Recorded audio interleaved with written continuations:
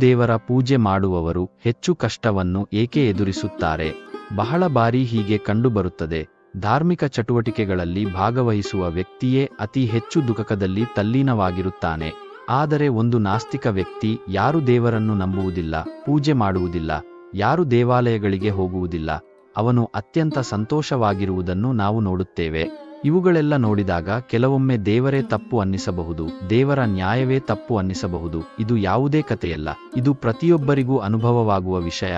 ಸ್ನೇಹಿತರೆ, ಈ ವಿಡಿಯೋದಲ್ಲಿ ನಾವು ಇದರ ಹಿಂದಿರುವ ಕಾರಣವನ್ನು ವಿವರಿಸಲು ಬಯಸುತ್ತಿದ್ದೇವೆ. ಇದರ ಉತ್ತರವನ್ನು ದೇವರಾದ ಶ್ರೀಕೃಷ್ಣ ಶ್ರೀಮದ್ ಭಗವದ್ಗೀತೆಯಲ್ಲಿ ಬಹಳ ಸ್ಪಷ್ಟವಾಗಿ ನೀಡಿದ್ದಾರೆ. ಹೆಚ್ಚಾಗಿ ಪೂಜೆ ಮಾಡುವ ಜನರು ಯಾಕೆ ಕಷ್ಟದಲ್ಲಿ ಹಾಗೂ ಕಂಗೆಟ್ಟವರಾಗಿರುತ್ತಾರೆ ಎಂದು. ಸ್ನೇಹಿತರೆ, ದ್ವಾಪರ ಯುಗದ ಸಮಯದಲ್ಲಿ ಶ್ರೀಕೃಷ್ಣ ಮತ್ತು ಅರ್ಜುನ ಅವರ ನಡುವಿನ ಸಂಭಾಷಣೆಯಲ್ಲಿ ಅರ್ಜುನನು ದೇವರಾದ ಶ್ರೀಕೃಷ್ಣನಿಗೆ ಕೇಳಿದನು, ಹೇ ಮಾಧವ, ಹೆಚ್ಚು ಪೂಜೆ ಮಾಡುವ ಜನರು ಹೆಚ್ಚಾಗಿ ಕಷ್ಟದಲ್ಲಿ ಹಾಗೂ ಕಂಗೆಟ್ಟವರಾಗಿದ್ದಾರೆ. ಇದರ ಹಿಂದಿರುವ ಕಾರಣವೇನು? ಅರ್ಜುನ, ಯಾರು ದೇವರನ್ನು ಪೂಜಿಸುತ್ತಿಲ್ಲ, ದೇವರ ಹೆಸರನ್ನು ಉಚ್ಚರಿಸುತ್ತಿಲ್ಲ, ದೇವರನ್ನು ನೆನೆಸುವುದಿಲ್ಲ ಮತ್ತು ಯಾವಾಗಲೂ ತಪ್ಪು ಕೆಲಸಗಳಲ್ಲಿ ತೊಡಗಿಸಿಕೊಂಡಿದ್ದಾರೆ, ಅವರನ್ನು ನಾನು ಸಂತೋಷವಾಗಿರುವುದನ್ನು ನೋಡಿದ್ದೇನೆ. ದಯವಿಟ್ಟು ಇದರ ಹಿಂದೆ ಇರುವ ರಹಸ್ಯವನ್ನು ನನಗೆ ವಿವರಿಸಿ. ಆಮೇಲೆ ದೇವರಾದ ಶ್ರೀಕೃಷ್ಣನು ಅರ್ಜುನನಿಗೆ ಒಂದು ಚಿಕ್ಕ ಕಥೆಯ ಮೂಲಕ ಉತ್ತರ ನೀಡಿದರು. ಆ ಚಿಕ್ಕ ಕಥೆಯ ವಿಷಯವನ್ನು ನೋಡೋಣ. ಸ್ನೇಹಿತರೆ, ಒಬ್ಬ ಗುರುವಿಗೆ ಇಬ್ಬರು ಶಿಷ್ಯರು ಇದ್ದರು. ಇಬ್ಬರೂ ವಿದ್ವಾಂಸರು. ಇಬ್ಬರಲ್ಲಿರುವ ವ್ಯತ್ಯಾಸ ಏನೆಂದರೆ, ಒಬ್ಬನು ದೇವರನ್ನು ನಂಬುತ್ತಿದ್ದನು ಮತ್ತು ಇನ್ನೊಬ್ಬನು ದೇವರನ್ನು ನಂಬದ ನಾಸ್ತಿಕನಾಗಿದ್ದನು. ಇಬ್ಬರು ವ್ಯಕ್ತಿಗಳು ತಮ್ಮ ಜೀವನವನ್ನು ವಿಭಿನ್ನ ರೀತಿಯಲ್ಲಿ ನಡೆಸುತ್ತಿದ್ದರು. ಒಬ್ಬನು ಧಾರ್ಮಿಕ ಕೆಲಸಗಳಲ್ಲಿ ತೊಡಗಿಸಿಕೊಂಡಿದ್ದರೆ ಮತ್ತೊಬ್ಬನು ಅದರಿಂದ ದೂರವಿದ್ದನು. ಒಬ್ಬನು ದೇವರ ಕಥೆಯಿರುವ ಎಲ್ಲ ಕಡೆ ಹೋಗುತ್ತಾನೆ, ಪೂಜಾ ಚಟುವಟಿಕೆಗಳಲ್ಲಿ ತೊಡಗುತ್ತಾನೆ. ಇನ್ನೊಬ್ಬ ಶಿಷ್ಯ ಇವೆಲ್ಲ ಚಟುವಟಿಕೆಗಳಿಂದ ದೂರವಿರುತ್ತಾನೆ. ಆ ಶಿಷ್ಯನಿಗಲ್ಲ, ಬೇರೆ ಬೇರೆ ದುಷ್ಟ ಕೃತ್ಯಗಳಲ್ಲಿ ತೊಡಗುತ್ತಾನೆ. ಒಂದು ದಿನ ಆ ಶಿಷ್ಯನು ಕುಡಿದು ಅಹಮತದಿಂದ ಮಾತನಾಡುತ್ತಾ ನಡೆದುಕೊಂಡು ಮನೆಯ ಕಡೆ ಹೋಗುತ್ತಿದ್ದನು. ಆಮೇಲೆ ಅವನಿಗೆ ಒಂದು ಹಣದಿಂದ ತುಂಬಿದ ಚೀಲ ಸಿಕ್ಕುತ್ತದೆ.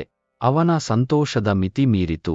ಅವನು ತುಂಬಾ ಉತ್ಸಾಹದಿಂದ, ಯಾರಿಗೋ ಅಹಂಕಾರದಿಂದ ಹೇಳುತ್ತಾನೆ, ನಾನು ಇಂದು ಹಣದಿಂದ ತುಂಬಿದ ಚೀಲವನ್ನು ಪಡೆದಿದ್ದೇನೆ, ನನ್ನ ಜೀವನ ಯಶಸ್ವಿಯಾಗಿದೆ. ಆ ಸಮಯದಲ್ಲಿ ಮತ್ತೊಬ್ಬ ಶಿಷ್ಯನು ಭಜನೆ ಮಾಡುತ್ತಾ ಮನೆಗೆ ಹೋಗುತ್ತಿದ್ದನು. ಆಕಸ್ಮಿಕವಾಗಿ ಅವನ ಕಾಲಿಗೆ ದೊಡ್ಡ ಮುಳ್ಳು ತೂಸುತ್ತದೆ, ರಕ್ತ ಬರುವುದಕ್ಕೆ ಪ್ರಾರಂಭವಾಗುತ್ತದೆ. ಅವನು ತಕ್ಷಣವೇ ಆ ಶಿಷ್ಯನು ಅಲ್ಲಿಗೆ ಬರುತ್ತಾನೆ. ನಗುತ್ತಾ ಅವನಿಗೆ ಹೇಳುತ್ತಾನೆ, ನೀನು ದೇವರನ್ನೇ ಆರಾಧಿಸುತ್ತೀಯಲ್ಲ, ನೀನು ದೇವರನ್ನು ನೆನೆಸುತ್ತಿದ್ದೀಯಲ್ಲ, ಏನು ಕೊಟ್ಟಿದ್ದಾನೆ ನಿನ್ನ ದೇವರು ನಿನಗೆ? ನನ್ನನ್ನು ನೋಡು, ನಾನು ದೇವರನ್ನು ಪೂಜಿಸುತ್ತಿಲ್ಲ, ನಾನು ಎಂದೂ ದೇವರ ಸನ್ನಿಧಿಯಲ್ಲೂ ಹೋಗಿಲ್ಲ, ನನ್ನ ಮನೆಯಲ್ಲೂ ದೇವರ ಮಂಟಪವೂ ಇಲ್ಲ, ನಾನು ಎಂದೂ ಸತ್ಯನಾರಾಯಣ ಪೂಜೆಯನ್ನು ಮಾಡಲಿಲ್ಲ. ಆದರೆ ನೋಡಿದೆಯಾ, ನಾನು ಎಷ್ಟು ಸಂಪತ್ತು ಹೊಂದಿದ್ದೇನೆ, ಎಷ್ಟು ಸಂತೋಷವಾಗಿದೆ ನನ್ನ ಜೀವನ. ಆ ಒಳ್ಳೆಯ ಶಿಷ್ಯನು ಅವನ ಮಾತುಗಳನ್ನು ಆಲಿಸುವಾಗ ಅವನು ಮನದಾಳದಲ್ಲಿ ಯೋಚಿಸುತ್ತಾನೆ, ಹೌದು, ಇದು ನಿಜವಾಗಿಯೂ ಸತ್ಯ. ನಾನು ಎಷ್ಟು ಪೂಜೆ ಮಾಡುತ್ತೇನೆ ಮತ್ತು ಅವನು ಏನು ಮಾಡುತ್ತಿಲ್ಲ. ಹೀಗಿರುವಾಗ ಅವನು ಎಷ್ಟು ಸಂತೋಷವಾಗಿದ್ದಾನೆ. ಇಷ್ಟು ಯೋಚಿಸಿಕೊಂಡು ಆ ಶಿಷ್ಯನು ತನ್ನ ಗುರುಗಳ ಬಳಿಗೆ ಹೋಗುತ್ತಾನೆ ಮತ್ತು ಈ ಪ್ರಶ್ನೆಯನ್ನು ಗುರುಗಳಿಗೆ ಕೇಳುತ್ತಾನೆ. ಗುರುಗಳು ನಗುತ್ತಾ ಹೇಳಿದರು, ದೇವರು ಏನು ಮಾಡುತ್ತಾರೆ ಅದು ಎಲ್ಲ ಒಳ್ಳೆಯದು, ಪ್ರತಿಯೊಬ್ಬರಿಗೂ ಅವರಾಗಿಯೇ ಫಲ ಕೊಡುವರು. ನೀನು ಕೇಳಿದ ಪ್ರಶ್ನೆಯ ಉತ್ತರ ತಿಳಿದಿಲ್ಲವೇ? ದೇವರು ನಿನ್ನ ಕಾಲಿಗೆ ಮಾತ್ರ ಮುಳ್ಳು ತೂಸಿದ್ದಾರೆ, ಆದರೆ ಅವನಿಗೆ ಹಣದಿಂದ ತುಂಬಿದ ಚೀಲವನ್ನು ಕೊಟ್ಟಿದ್ದಾರೆ. ಕೇಳು, ನೀನು ಹಿಂದಿನ ಜನ್ಮದಲ್ಲಿ ತುಂಬಾ ಪಾಪ ಮಾಡಿದವನಾಗಿದ್ದೆ, ಆದ್ದರಿಂದ ನಿನಗೆ ಹಿಂದೆ ಸಾವು ಸಂಭವಿಸಬೇಕಿತ್ತು. ಆದರೆ ನೀನು ದೇವರ ಸನ್ನಿಧಿಗೆ ಹೋಗಿದ್ದೆ, ದೇವರ ಪೂಜೆ ಮಾಡಿದ್ದೆ, ಅದರಿಂದ ನಿನ್ನ ಪೂಜಾ ಫಲ ಮತ್ತು ಪುಣ್ಯ. ನಿನ್ನ ಸಾವು ಕೇವಲ ಒಂದು ಮುಳ್ಳು ತೂಸಿದಂತೆ ಆಯಿತು. ನಿನ್ನ ಸ್ನೇಹಿತನ ವಿಷಯಕ್ಕೆ ಬಂದಾಗ, ಹಿಂದಿನ ಜನ್ಮದಲ್ಲಿ ಅವನು ಒಬ್ಬ ಸಂತ ಮಹಾತ್ಮನಾಗಿದ್ದನು, ಆದ್ದರಿಂದ ಅವನ ಇಂದಿನ ತಲೆ ಬದಲಾಗಬೇಕಾಗಿತ್ತು. ಕೋಟಿ ಕೋಟಿ ಹಣದ ಮಾಲೀಕರಾಗಬೇಕಾದಾಗ ಈ ಜನ್ಮದಲ್ಲಿ ಅವನು ಯಾವುದೇ ಒಳ್ಳೆಯ ಕೆಲಸ ಮಾಡಿಲ್ಲ. ಆದ್ದರಿಂದ ಹಿಂದಿನ ಜನ್ಮದ ಕಲದ ಪ್ರಕಾರ ಅವನಿಗೆ ಕೋಟಿ ಕೋಟಿ ಹಣದ ಬದಲಿಗೆ ಸಣ್ಣ ಮೊತ್ತದ ಹಣ ಮಾತ್ರ ಸಿಕ್ಕಿತು. ದೇವರನ್ನು ತಪ್ಪು ಎಂದು ಹೇಳುವುದನ್ನು ನಿಲ್ಲಿಸಿ ಪ್ರಸ್ತುತ ಸಮಯದ ಸದುಪಯೋಗವನ್ನು ಮಾಡಿ ಭವಿಷ್ಯ ಸ್ವತಃ ಉತ್ತಮಗೊಳ್ಳುತ್ತದೆ. ಈ ರೀತಿಯಾಗಿ ಅವನ ಕಣ್ಣು ತೆರೆದವು ಮತ್ತು ಮತ್ತೆ ಪೂಜೆ ಚಟುವಟಿಕೆಗಳಲ್ಲಿ ತೊಡಗಿದನು. ಹೀಗಾಗಿ ಸ್ನೇಹಿತರೆ, ದೇವರು ಯಾವಾಗಲೂ ನಿಮಗಾಗಿ ಒಂದು ಯೋಜನೆಯನ್ನು ಹೊಂದಿದ್ದಾನೆ.